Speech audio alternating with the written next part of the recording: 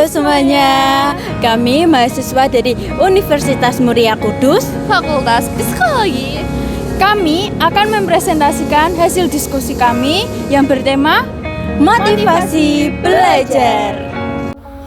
Video ini dibuat untuk menyelesaikan salah satu tugas dalam mata kuliah psikologi pendidikan. Kami dari kelompok 4 yang terdiri dari 3 anggota kelompok, yang masing-masing bekerja sama dalam memenuhi tugas. Sebelum kami masuk ke pembahasan lebih lanjut, izinkanlah kami memperkenalkan diri terlebih dahulu. Nama saya Rizka Aulia Ramadhani dengan NIM 2024-639.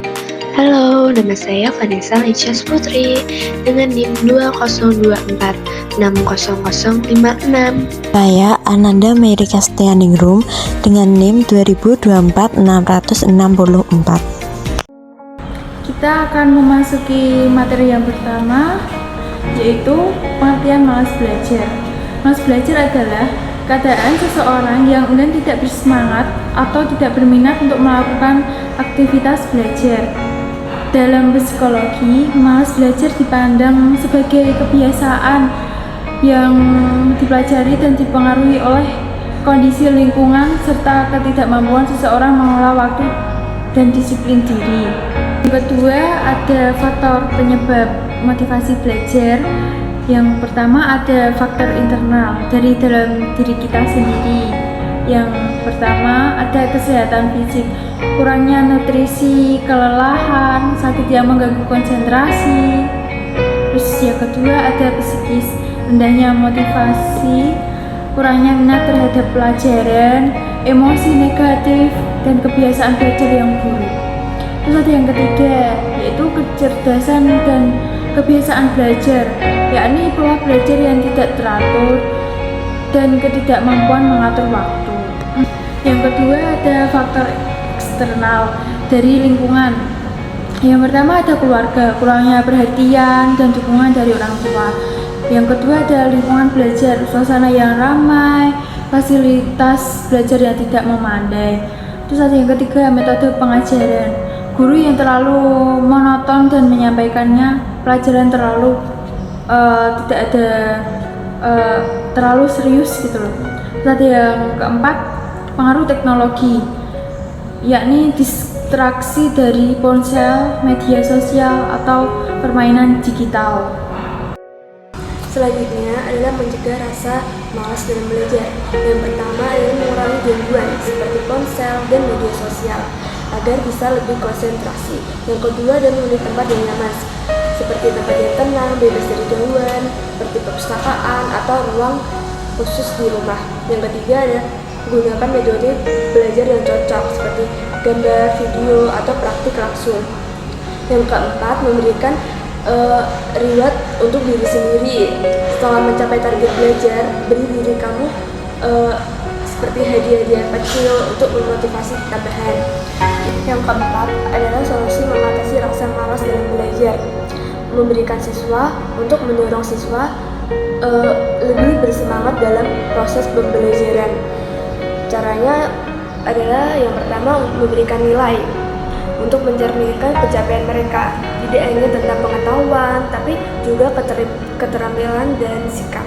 Yang kedua adalah memberikan hadiah yang sesuai dengan minat dan belajar agar siswa merasa dihargai. Yang ketiga adalah kompetisi persaingan sehat, baik individu maupun kelompok, dapat mendorong siswa untuk berprestasi lebih baik. Yang keempat adalah tantangan pribadi. Ajak siswa untuk melihat tugas sebagai tantangan yang penting bagi perkembangan diri mereka.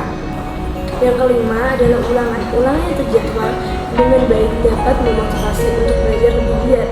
Yang keenam, melihat kemajuan untuk mengetahui perkembangan hasil belajar dapat mendorong siswa untuk terus berusaha. Yang ketujuh, memberikan pujian untuk pencapaian mereka. Ini dapat meningkatkan percaya diri dan motivasi. Yang kedelapan, hukuman yang bijak. Hukuman yang diberikan secara tepat bisa menjadi motivasi, asal tidak berlebihan. Yang kesembilan adalah keinginan untuk belajar. Siswa yang memiliki motivasi internal untuk belajar akan lebih fokus dan berusaha maksimal. Yang ke-10 adalah minat. Jika siswa tertarik dengan materi yang dipelajari, mereka akan lebih semangat dalam belajar. Yang ke-11 adalah tujuan yang jelas. Siswa akan lebih termotivasi jika mereka tahu tujuan mereka apa dan merasa tujuan tersebut bermanfaat. Yang kelima, ini ada kontribusi mahasiswa untuk mengatasi rasa malas. Kontribusi mahasiswa dalam mengatasi malas belajar ini bisa dilakukan dengan cara melibatkan perbaikan dalam pola pikir, manajemen waktu, serta kebiasaan sehari-hari. Nah, ada beberapa cara yang dapat dilakukan, antara lain yang pertama adalah menetapkan tujuan yang jelas. Yang kedua, membangun rutinitas belajar. Itu kita bisa mengatur waktu belajar konsisten tiap hari dan membantu mahasiswa menciptakan kebiasaan yang baik. Yang ketiga, ada menggunakan teknik Pomodoro. Ya, Pomodoro ini itu teknik yang melibatkan sesi belajar intensif selama 25 menit. Itu disertai dengan istirahat yang singkat. Metode ini itu dapat membantu meningkatkan fokus dan mengurangi rasa malas kita untuk belajar. Yang keempat itu ada menciptakan lingkungan belajar yang mendukung. Nah, mahasiswa ini bisa menciptakan suasana yang kondusif untuk belajar, seperti menghindari gangguan dari media sosial dan suasana yang nyaman dan bersih, seperti itu untuk memfokuskan mahasiswa untuk belajar. Yang kelima ada dengan berbicara dengan dosen atau teman.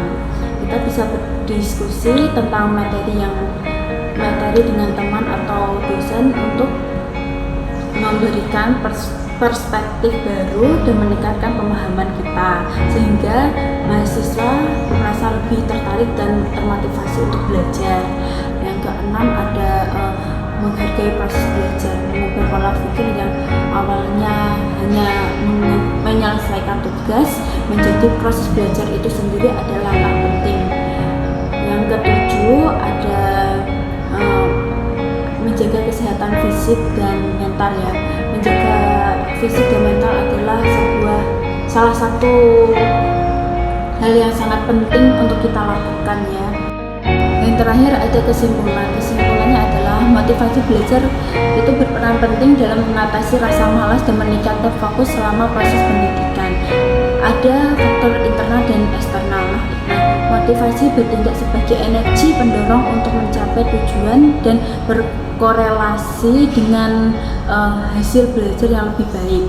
Motivasi dapat ditingkatkan melalui pemberian nilai, hadiah, kompetisi, atau penempatan tujuan yang jelas.